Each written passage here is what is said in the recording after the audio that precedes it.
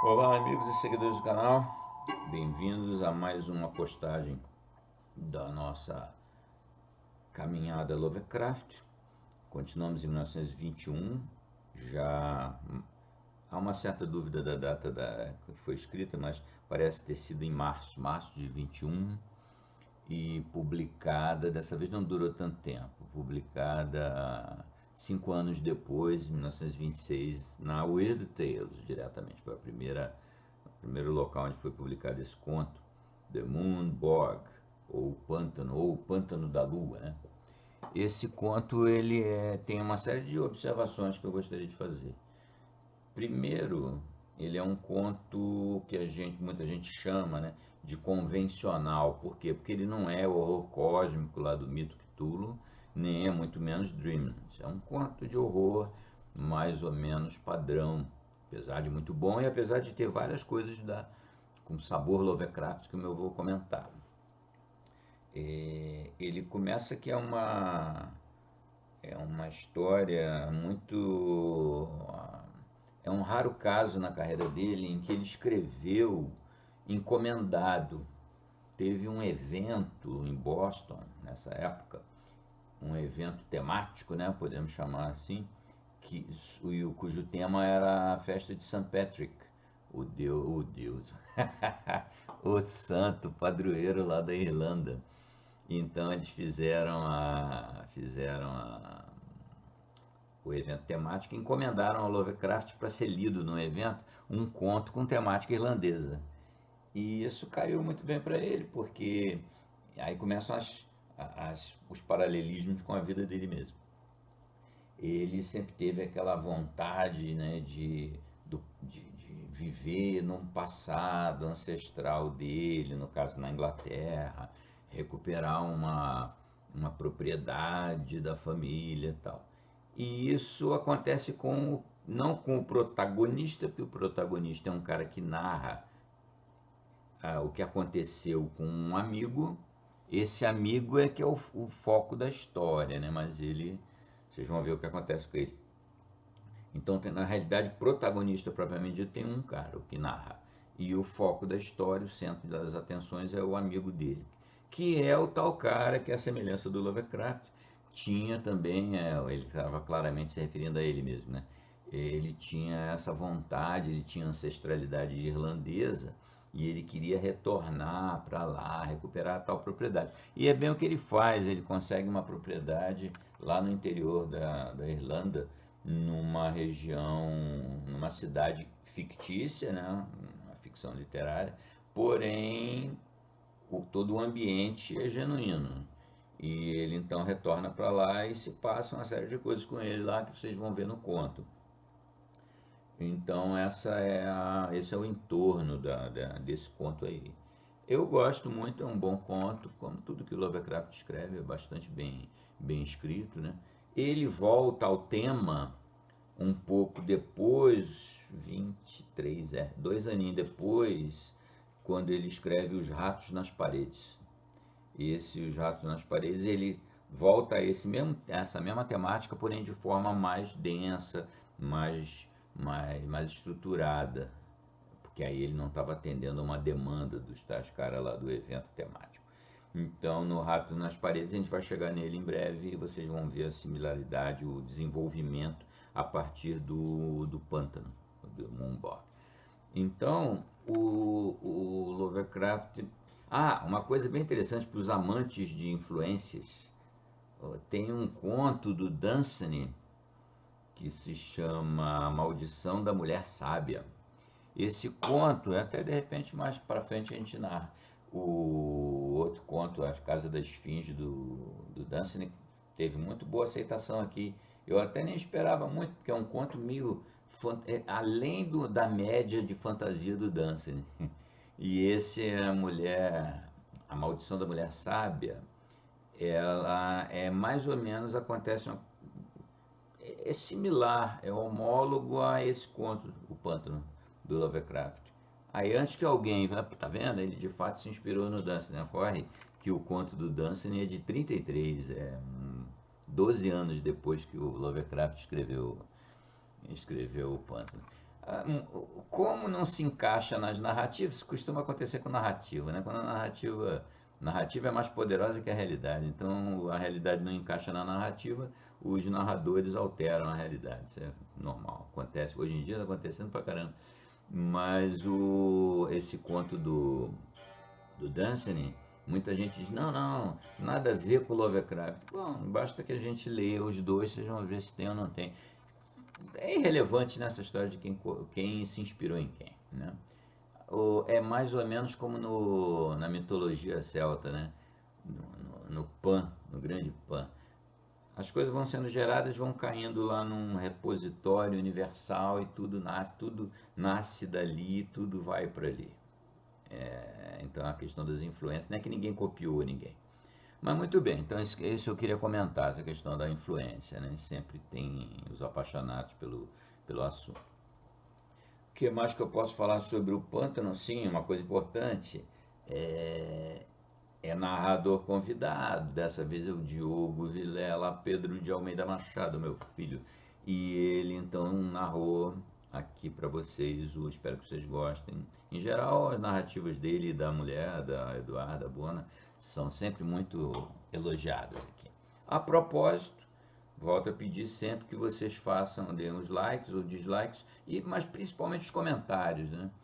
Ultimamente tem tido muito comentário bem legal, porque são comentários sobre histórias outras. Aparentemente muita gente está se sentindo estimulada a sair da estrada e se meter pelo mato adentro lá do canal e encontrar outras narrativas clássicas ou minhas, né? E tem vindo comentários muito bacanas. Depois vocês, ao explorarem o canal, vão ver os comentários, né? Então isso é uma coisa que me estimula bastante, é a principal fonte de estímulo para estar fazendo esse trabalho aqui. Me divertir com reler histórias que eu li há décadas e pensar um pouco para poder fazer as introduções, pensar um pouco sobre o cenário, né? Falar um pouquinho de história também, coisa que eu gosto bastante. Então é isso aí, nós estamos então avançando em 21, vamos hoje de Lovecraft, mas na quarta-feira, né? Quarta-feira é dia 1º de março, nós já vamos ter mais um interlúdio de horror, eu não vou comentar muita coisa, porque vocês vão ver no aviso da comunidade, é um conto que eu particularmente gosto bastante. Mas não vou falar mais nada, vocês vão ver se gostam realmente. E então é isso aí, hoje, 25 de fevereiro, sábado, vamos O Pântano, The Moonborg, 1921, Lovecraft. Espero que vocês gostem. Saudações, um abraço a todos. Likes, dislikes, compartilhamentos, é muito importante, e principalmente comentários.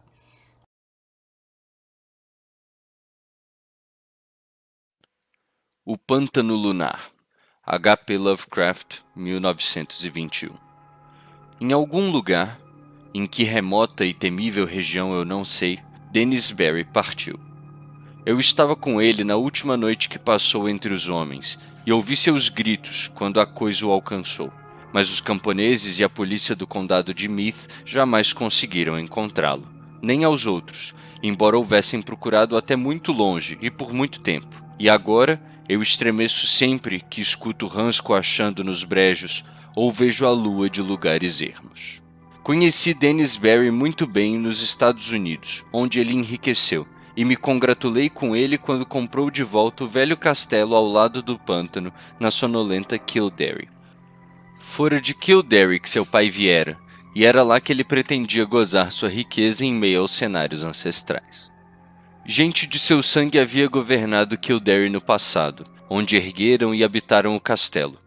Mas aqueles tempos eram muito remotos, e por várias gerações o castelo ficou vazio e arruinado. Depois de viajar para a Irlanda, Berry me escrevia assiduamente, contando como, debaixo de seus cuidados, o castelo cinzento fora recuperando, torre a torre, o antigo resplendor, como a era fora crescendo lentamente pelas paredes restauradas, tal como fizeram muitos séculos antes, e como os camponeses o abençoavam por trazer de volta os velhos tempos com seu ouro de ultramar. Com o passar do tempo, porém, surgiram problemas e os camponeses deixaram de abençoá-lo e fugiram como que de uma maldição.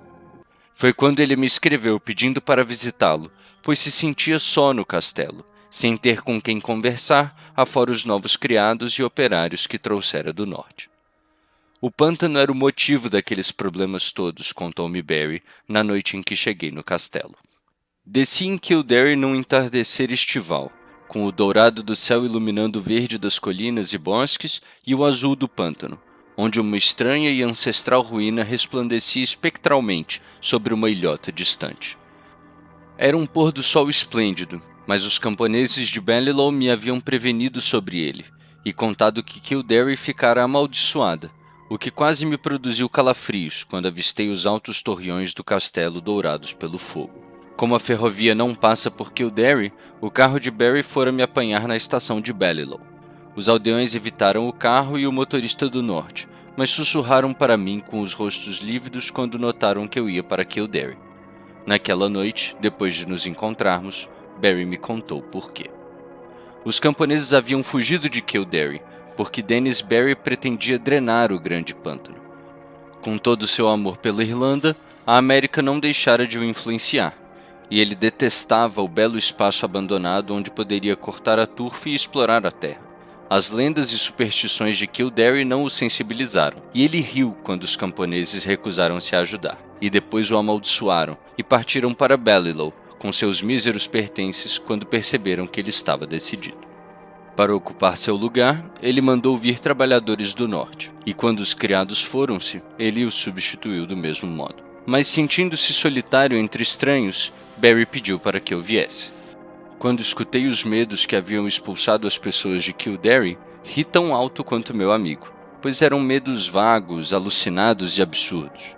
Tinham a ver com alguma lenda grotesca associada ao pântano e a um soturno espírito guardião, que habitava a curiosa e ancestral ruína na ilhota distante que eu avistara no entardecer. Corriam histórias sobre luzes dançando na escuridão do luar e ventos gélidos em noites quentes, sobre espectros vestidos de branco pairando sobre as águas e uma fantástica cidade de pedra nas profundezas da superfície pantanosa. Mas, das fantasias exóticas, a mais notável e única em sua absoluta unanimidade era a da maldição que cairia sobre aquele que ousasse perturbar ou drenar o imenso e avermelhado pântano. Haviam segredos, diziam os camponeses, que não deviam ser revelados, segredos que tinham ficado ocultos desde a praga que descera sobre os filhos dos patrolanos nos tempos fabulosos anteriores à história. No livro dos invasores, conta-se que esses descendentes dos gregos foram todos sepultados em Talá, mas os antigos de Kildare diziam que uma cidade fora poupada por negligência da sua deusa lua padroeira, de forma que somente as colinas arborizadas a sepultaram quando os homens de Nemed vieram da Sítia em seus 30 navios. Foram histórias inócuas como essa que fizeram os camponeses saírem de Kildare, e quando as ouvi, não me surpreendeu que Dennis Barry não tivesse dado ouvidos a elas. Ele tinha, porém, um grande interesse por coisas antigas, e pretendia explorar o pântano todo quando estivesse drenado. Por diversas vezes ele havia visitado as ruínas brancas na ilhota, mas embora sua idade fosse muito antiga e seus contornos muito pouco parecidos com a maioria das ruínas da Irlanda, elas estavam estragadas demais para revelar seus tempos gloriosos.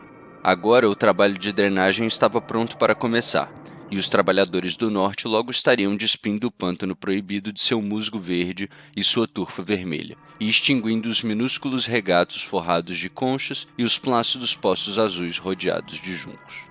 Depois de Barry me contar todas essas coisas, senti um grande sono, pois as andanças do dia tinham sido cansativas, e meu anfitrião ficara falando até tarde da noite.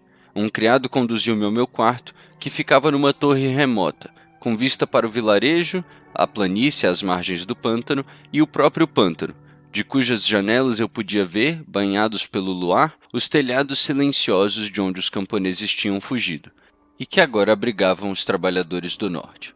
E também a igreja paroquial, com seu campanário antigo e muito ao longe, por sobre o pântano envolvente, o brilho alvacento e espectral da distante ruína antiga sobre a ilhota. No momento em que eu caía no sono, julguei ouvir sons abafados ao longe. Eram sons bárbaros e meio musicais, provocando uma estranha agitação que perturbou meus sonhos. Mas quando acordei na manhã seguinte, senti que tudo não passara de um sonho, pois as visões que eu tivera eram mais fantásticas do que qualquer som de flautas bárbaras no meio da noite. Influenciada pelas lendas que Barry me havia relatado, minha mente sonada pairara sobre uma cidade imponente num vale verdejante, onde ruas e estátuas de mármore, vilas e templos, entalhes e inscrições, tudo falava com justa harmonia das glórias da Grécia Antiga. Quando contei o sonho a Barry, ambos caímos na risada, mas fui eu quem riu mais alto, porque ele estava perplexo com o comportamento de seus trabalhadores do norte. Era a 6ª vez que todos eles haviam dormido além da hora, despertando muito devagar e atônitos, e agindo como se não houvessem repousado, embora se tivessem recolhido cedo na noite anterior. Durante a manhã e a tarde daquele dia, eu errei sozinho pelo vilarejo dourado pelo sol, conversando de vez em quando com trabalhadores ociosos, pois Barry estava muito ocupado com os planos finais para iniciar a obra de drenagem. Os trabalhadores não pareciam muito satisfeitos, e a maioria deles parecia incomodada por algum sonho que haviam tido, mas de que tentavam em vão lembrar-se. Contei-lhes meu sonho, mas eles não ficaram interessados até eu mencionar os sons esquisitos que pensara ter ouvido. Aí eles me olharam de maneira estranha e pareceram lembrar-se também de sons estranhos. À noite, Barry jantou em minha companhia e anunciou o início da drenagem para 2 dias depois. Fiquei contente, pois embora não me agradasse o desaparecimento do musgo, da urze, dos regatos e dos lagos, sentia um desejo crescente de conhecer os segredos antigos que a turfa emaranhada poderia ocultar. Naquela noite, meus sonhos com sopros de flautas e peristilos de mármore encerraram-se de maneira súbita e inquietante, pois vi descer sobre a cidade do vale uma pestilência, e depois uma pavorosa avalanche de lodo coberto de mato, que recobriu os corpos mortos na rua, deixando descoberto apenas o templo de Ártemis, no pico elevado onde Cieis, a idosa sacerdotisa lunar, jazia fria e silenciosa, com uma coroa de marfim sobre os cabelos prateados. Disse que acordei abruptamente e alarmado. Durante algum tempo, fiquei sem saber se estava dormindo ou acordado, pois o som de flautas ainda retinia em meus ouvidos. Mas quando notei sobre o assoalho os gélidos raios do luar e o desenho de uma janela gótica gradeada, decidi que devia estar acordado e no castelo de Kildare. Depois, ouvi um relógio de algum patamar de escada abaixo soar às 2 horas e soube que estava acordado. Entretanto, continuava chegando até mim aquele monstruoso e distante sopro de flauta. Melodias exóticas, bárbaras, que me faziam pensar em alguma dança de faunos na distante Menaluz. Ele não me deixaria dormir, e, cheio de impaciência, saltei da cama e fiquei andando de um lado para o outro. Foi por acaso que fui até a janela do norte e olhei para fora, para o vilarejo silencioso e a planície no beirado do pântano. Querendo dormir, eu não estava com o menor desejo de olhar para fora, mas as flautas me atormentavam e eu precisava fazer ou ver alguma coisa. Como poderia ter imaginado o que haveria de ver? Lá, banhado pelo luar que se espraiava sobre a vasta planície, desenrolava-se um espetáculo que nenhum mortal, depois de o ver, poderia esquecer. Ao som de flautas pastoris que ecoavam sobre o pântano, deslizava, silente e misteriosa, uma multidão mesclada de figuras contorcendo-se e enrodilhando-se, numa orgia como a que os sicilianos poderiam ter dançado para Deméter nos velhos tempos, sob o luar da colheita, às margens do Ciane. A extensa planície, o luar dourado, as formas obscuras movimentando-se e, acima de tudo, o arrepiante e monótono som das flautas produziram um efeito paralisante. Mas, com todo o medo que tomara conta de mim, pude notar que metade daqueles dançarinos mecânicos e incansáveis eram os trabalhadores que eu julgava adormecidos, e a outra metade era formada por estranhos seres airosos vestidos de branco, de uma natureza quase indefinível, mas sugerindo pálidas náiades lascivas das fontes assombradas do pântano. Não sei quanto tempo me demorei olhando essa visão, da janela solitária da torre, até desmaiar subitamente num sono sem sonhos do qual fui despertado pelo sol alto da manhã. Meu primeiro impulso ao acordar foi comunicar meus temores e observações a Dennis Barry, mas vendo a luz do sol brilhando pela janela do leste, tive a certeza de que não havia nada de real no que eu pensara ter visto. Sou dado a estranhas ilusões, mas não sou fraco a ponto de acreditar nelas, e, nas circunstâncias, contentei-me com interrogar os trabalhadores que haviam dormido até muito tarde e não conseguiram lembrar-se de nada do que acontecera na noite anterior, exceto sonhos vagos povoados de sons arrepiantes. Essa menção ao sopro espectral me deixou muito perturbado, e fiquei tentando imaginar se os grilos de outono não poderiam ter chegado antes da época, perturbando a noite e assombrando a imaginação dos homens. Mais tarde, encontrei Barry na biblioteca estudando atentamente os planos para a grande obra que devia começar no dia seguinte, e pela primeira vez senti um pingo daquela mesma sensação de medo que havia provocado a fuga dos camponeses.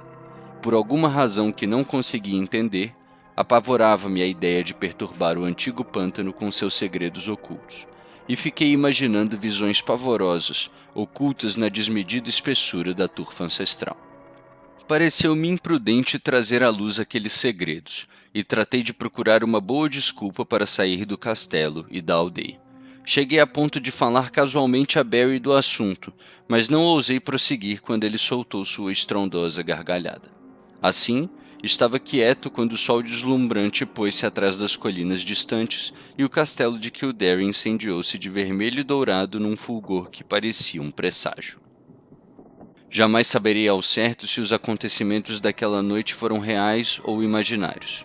Eles com certeza transcenderam a tudo que já sonhamos sobre a natureza e o universo, mas nenhuma fantasia normal poderia explicar os desaparecimentos que ficaram conhecidos de todos depois que tudo acabou. Recolhi-me cedo, cheio de terror, e durante algum tempo não consegui dormir, envolvido no soturno silêncio da noite. Estava muito escuro, pois, embora o céu estivesse descoberto, a lua ia avançada em sua fase minguante e só surgiria nas primeiras horas da madrugada.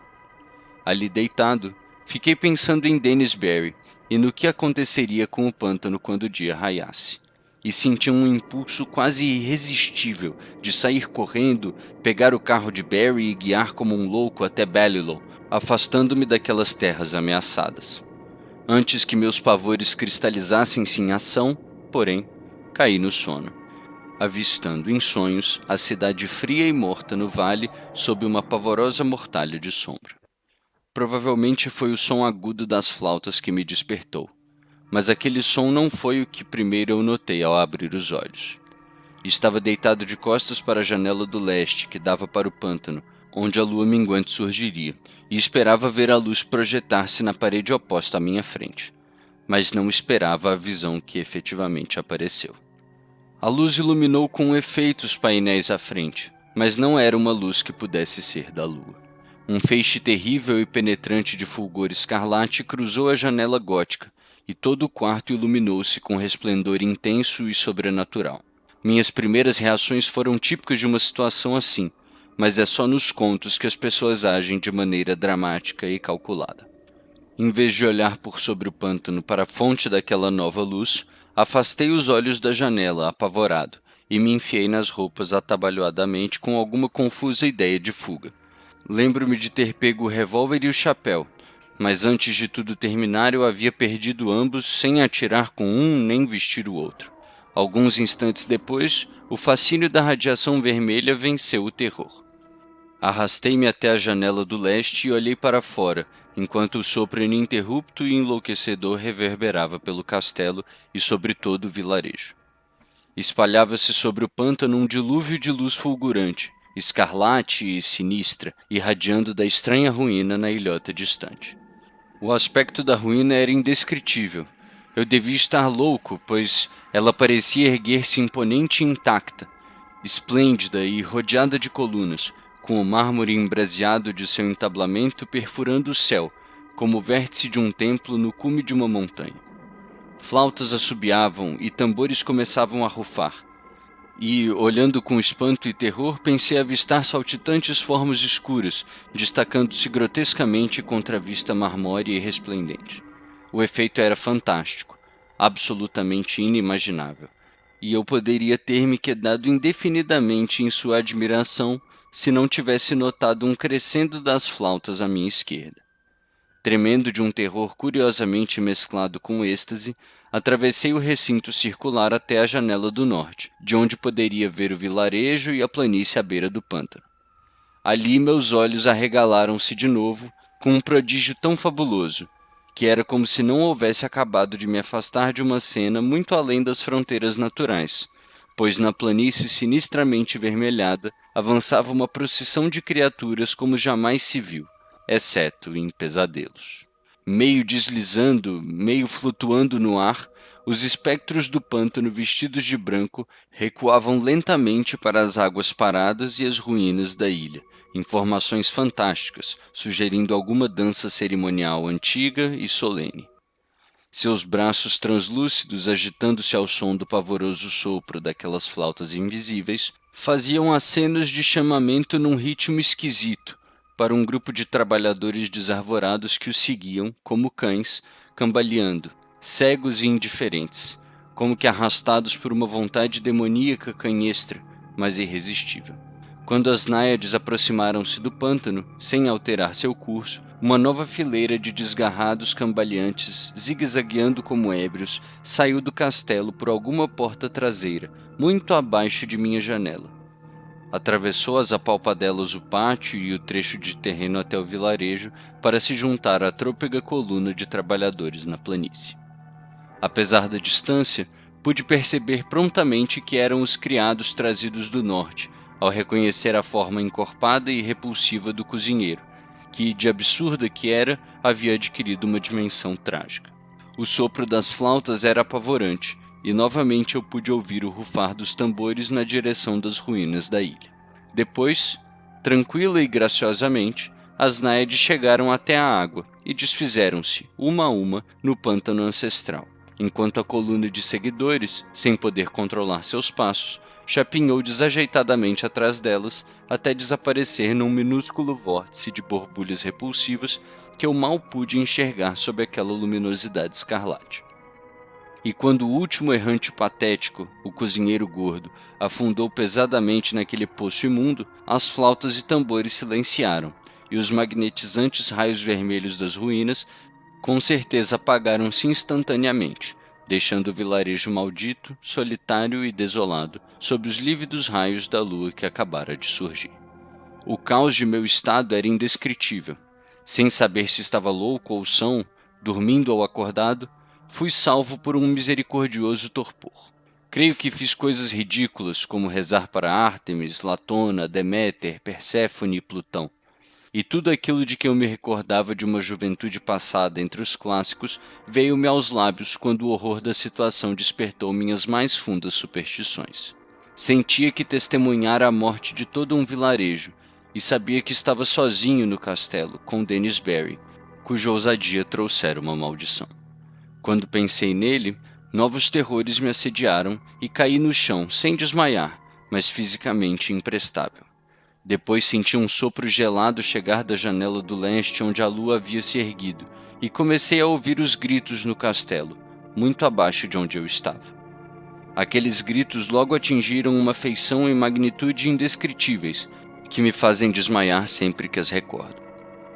Tudo o que posso dizer é que eles vinham de algo que eu conhecera como um amigo. Em algum instante desse momento estarrecedor, o vento frio e a gritaria devem ter me acordado, pois minha impressão seguinte é de ter percorrido ensandecido quartos e corredores às escuras, saído do castelo e cruzado o pátio para a noite hedionda. Encontraram-me ao amanhecer, errando inconsciente perto de Balliol, mas o que descompensou definitivamente não foram os horrores que vira ou ouvira anteriormente. O que eu balbuciava quando saí lentamente das trevas dizia respeito a 2 incidentes fantásticos ocorridos durante minha fuga. Incidentes sem qualquer significado, mas que me assombram incessantemente sempre que estou sozinho em certos locais pantanosos ou sob o luar. Fugindo daquele castelo maldito pela beira do pântano, ouvi um novo som, comum, mas diferente de tudo que eu ouvira antes em Kildare. Nas águas estagnadas, ultimamente sem nenhuma vida animal, Agora fervilhava uma horda de rãs enormes e viscosas que guinchavam sem parar em tons estranhamente desproporcionais a seus tamanhos. Elas reluziam, verdes e malhadas sob o luar, parecendo olhar para a fonte da luz. Acompanhei o olhar de uma rã muito gorda e asquerosa e vi a segunda coisa que me perturbou o juízo. Meus olhos pareceram distinguir, estendendo-se diretamente da estranha e antiga ruína na ilhota distante para a lua minguante, um feixe de luz, fraca e bruxuleante, que as águas do pântano não refletiam. E subindo por esse pálido caminho, minha fantasia febril imaginou ver uma sombra esbelta retorcendo-se lentamente, uma vaga sombra retorcendo-se, como que arrastada por demônios invisíveis. Enlouquecido como eu estava, vi naquela sombra pavorosa uma monstruosa semelhança, uma caricatura nauseante e inacreditável, uma efígie blasfema daquele que havia sido Dennis Barry.